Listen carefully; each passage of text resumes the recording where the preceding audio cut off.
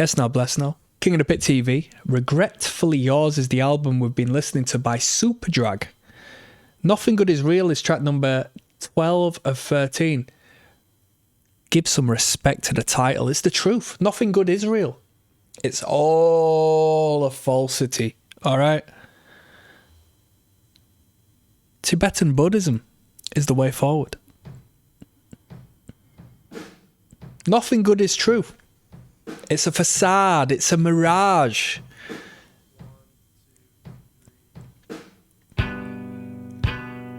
Looking to loosh. Put some respect on that.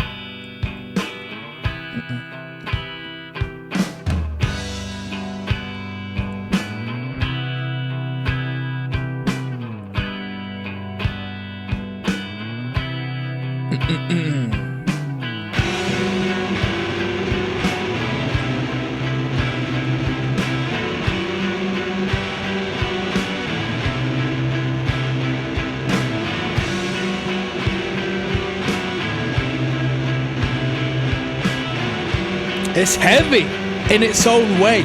It's heavy. A one.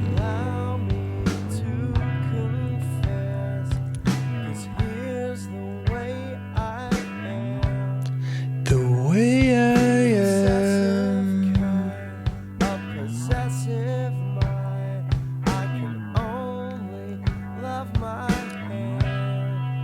Whoa.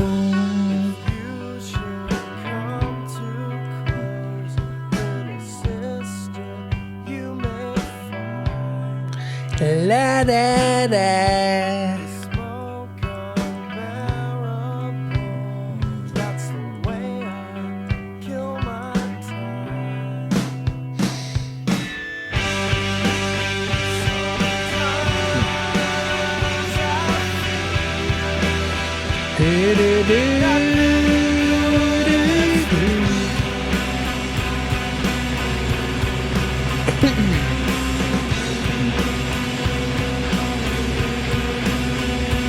Oi, just looking at the lady on the album cover, yeah? She's clearly of age. You see her staring at you in the mirror like that. Are you hitting? What are you saying?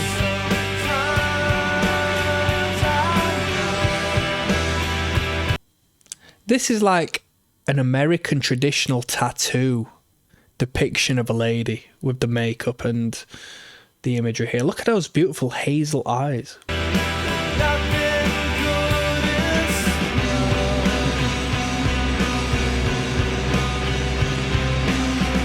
I'll tell you what, I do like overt eyebrows as well.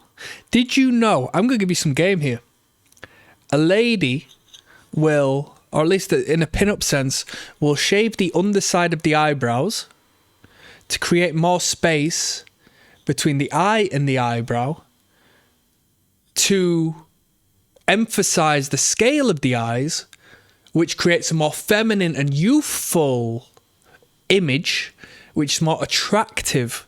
And you can say, I'm a woman. I don't wish to appeal to men. I put my makeup on for other reasons, blah, blah. Well, let's say, for example, you put your makeup on for other women. That's because those women are competitors to you in the sexual marketplace. Let's not get excited. I'm telling you what it is. And the emphasis and the brightening and the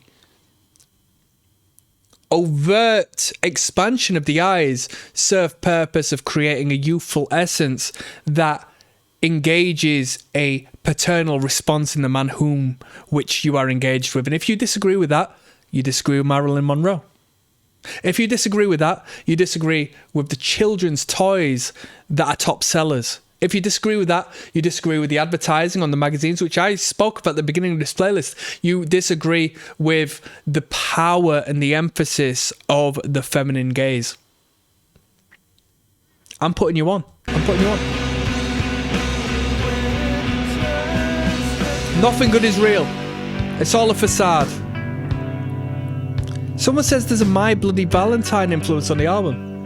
When we first started, I considered, could this be shoegaze? Talk about the feminine gaze and the shoegaze. It's disappointing that they abandoned it completely in favour for pure retro power pop on later releases. Head Trip in every key is hailed as their anti-commercial masterpiece. I listened to it once and heard almost no trace of anything I liked about the band. 5 replies and there's a... Oh my days. Let's get into it. I love Superdrag shoegazy stuff too. John and Brandon's new band, The Lees of Memory, blah, blah, blah, blah, blah, blah, blah, blah, blah. Nobody wants to hear old dudes do a band unless the old dude is still angry and wants to do a bit of spoken word in front of a band. Other than that, it's a young man's game. Come on now. I'm the opposite, says Kerry Miller. I love all their albums and releases, but I strongly prefer Head Trip and... Okay, we're talking about stuff I don't know. Alright, pretty funny you're mocking their anti-commercial masterpiece from whatever lame article you read, but you failed to see the irony of you expecting something and getting something else. Sounds like you were concerned about one thing and one thing only during that initial and only listen, and it had nothing to do with that. Bruh! Let's not go out of our way to just talk about nonsense. If it's anti-commercial, I want to hear something that pisses off at least.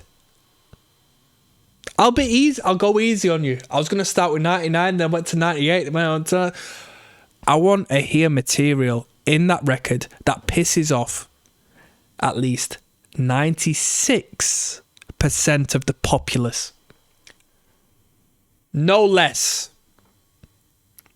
If you put a record out that is offensive to 96% of the population as a whole in every single language, then I will consider it an anti-commercial record. But then again, that anti-commercial effort will become a incredible commercial effort because you're getting into the minds of so many great people. That's marketing.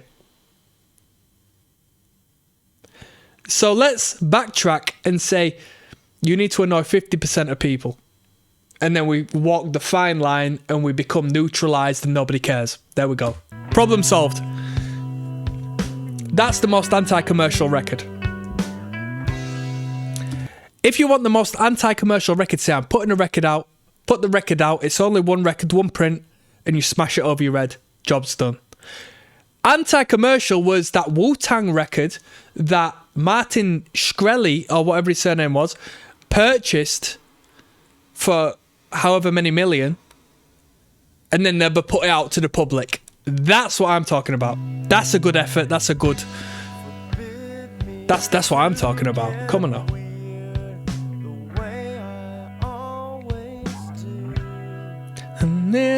This band leaves space for a call and response in the lyrical.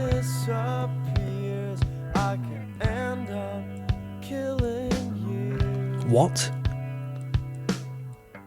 You are so quiet, shy, and beautiful today. I wouldn't pass you up if you could only come my way. Let it down.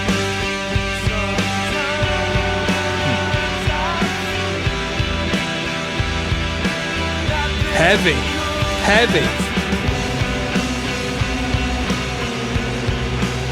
Listen to that dissonance.